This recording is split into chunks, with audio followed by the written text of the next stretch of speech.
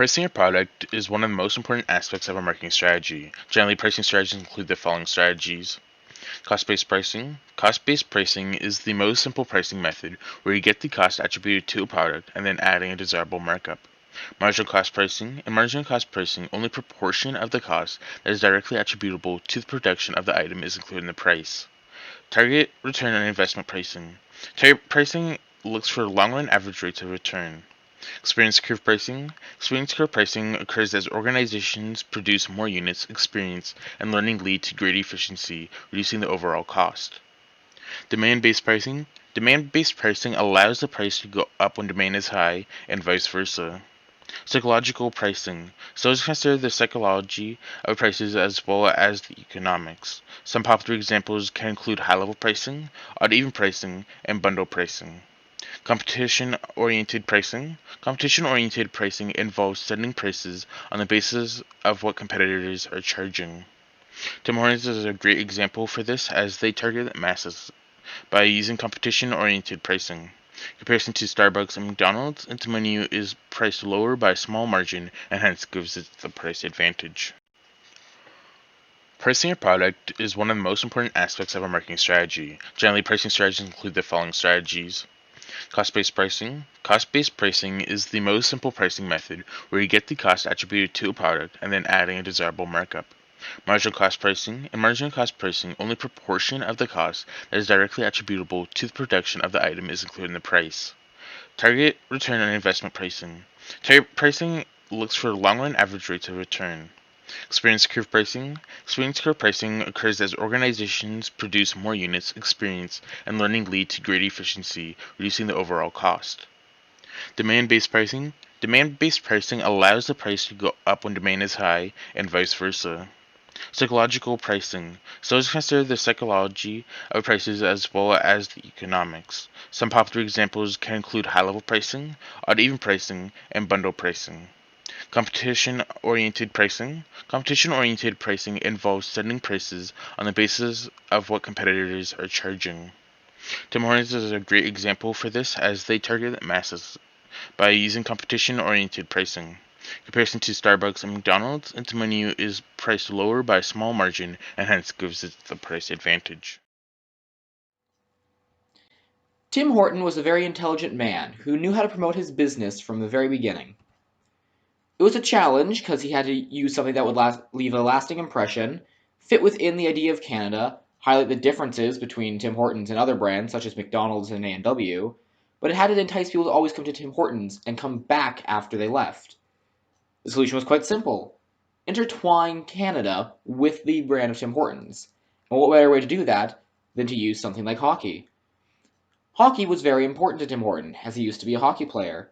So, he used the hockey strategy in order to make his brand more recognized and promoted around the country. He would sponsor smaller teams and local teams to make people feel like Tim Hortons was part of the community and giving back. He would sell memorabilia like cards and ornaments. He did everything in his power to make hockey and Tim Hortons interchangeable and like one could not exist without the other.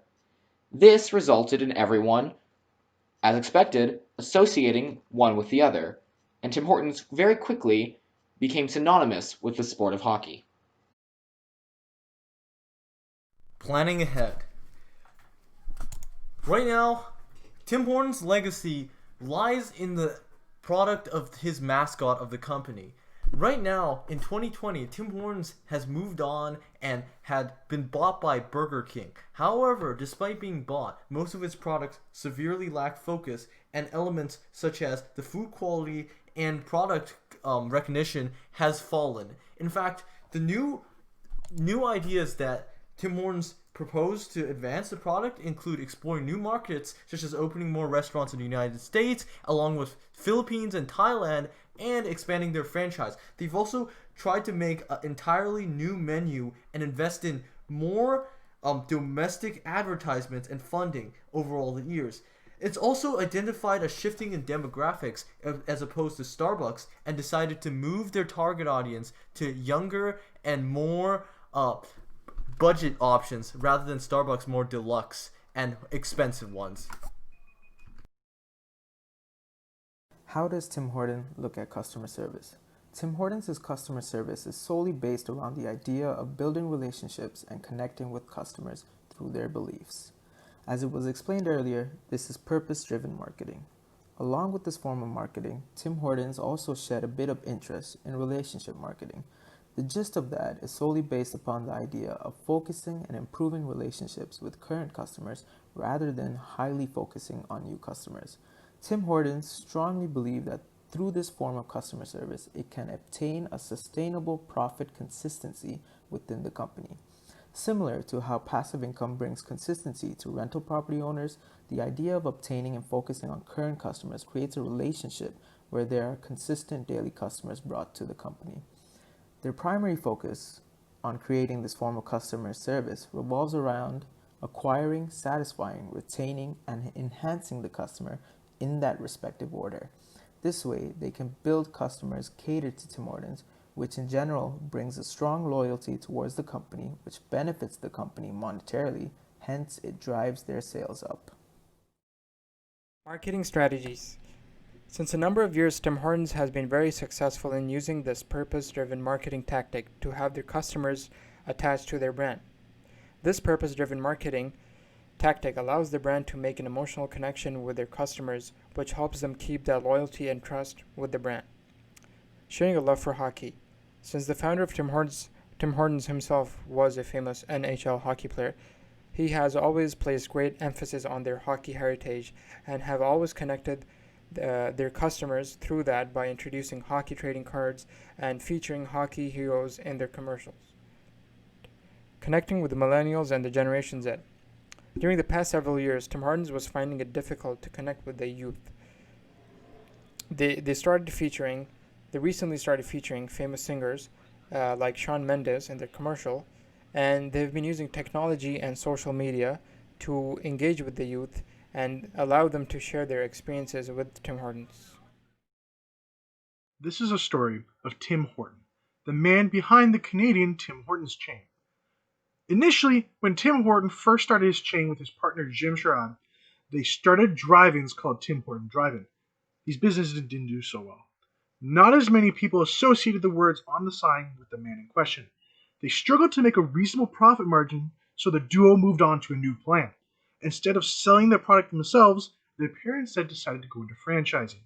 They would give the rights to use the name and the associated supplies to actually make the product, and would in turn receive a share of the revenues. This time went way better, since Tim Horton had been out on the ice much longer. Every shot was another place of promotion. Tim Horton, Tim Horton, Tim Horton. And then eventually people would go down the streets to see the exact same words on a sign.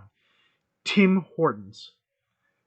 Selling this name to businesses made people realize a familiar name, and they would shop there. They'd get food there, they'd get a drink there.